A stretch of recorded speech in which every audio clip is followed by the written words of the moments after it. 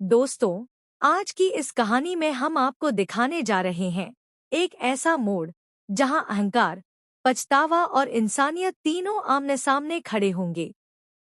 यह कहानी है दुर्गा देवी और उनकी बहू अहाना की, जहां एक छोटी सी गलती किसी की जिंदगी का सपना तोड़ सकती थी। लेकिन किस्मत ने इस बार कुछ और ही लिखा था। दुर्गा देवी हमेशा से अपने घर की सख्त और अनुशासित मुखिया मानी जाती हैं। उनके लिए परंपरा, इज्जत और परिवार की मर्यादा सबसे ऊपर होती है। यही वजह थी कि वे अपनी बहुओं को ज्यादा खुलापन नहीं देती थी। अहाना, जो दिल से पढ़ाई में बहुत तेज थी और जिसकी आंखों में बड़े बड़े सपने थे, वह भी इस सख्त माहौल में दबकर रह गई थी। लेकिन किस्मत का खेल देखिए, एक दिन दुर्गा देवी अपने बचपन के दोस्त के घर पहुंचती हैं। वह दोस्त अब एक बहुत बड़ी यूनिवर्सिटी में प्रोफेसर बन चुका था। उसका घर और उसकी बातें, सब कुछ विद्या और ज्ञान की खुशबू से भरा हुआ था। दुर्गा देवी अपनी सारी बहुओं को साथ ले गई थी, ताकि उन्हें भी अपने दोस्त से मिलवा सकें। वहां जब अहाना की बारी आई तो माहौल अचानक बदल गया।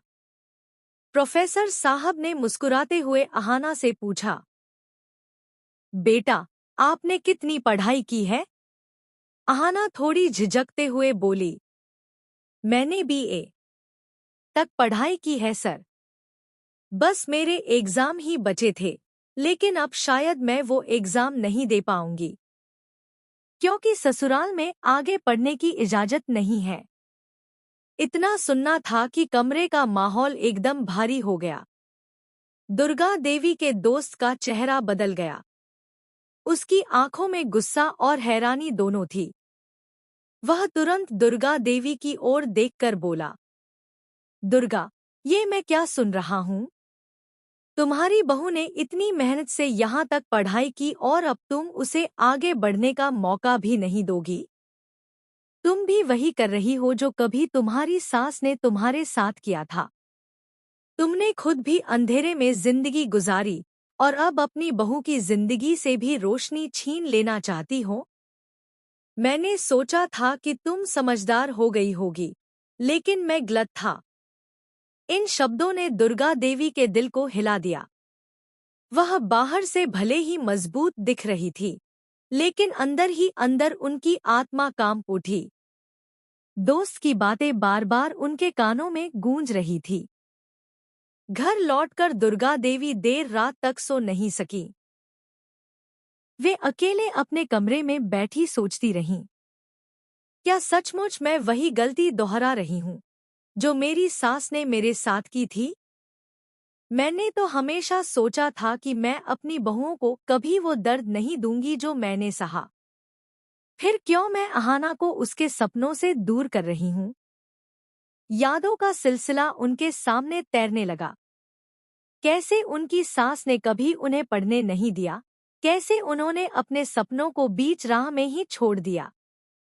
वह दर्द आज भी उनकी रगों में जिंदा था, और अब वही दर्द अहाना की आंखों में उन्हें नजर आने लगा। अगली सुबह दुर्गा देवी ने खुद को आईने में देखा। उन्हें महसूस हुआ जैसे उनकी आंखों में किसी की मासूमियत दबकर रह गई है। और तभी उन्होंने फैसला कर लिया। दोपहर का समय था। पूरा परिवार लिविंग रूम में बैठा था।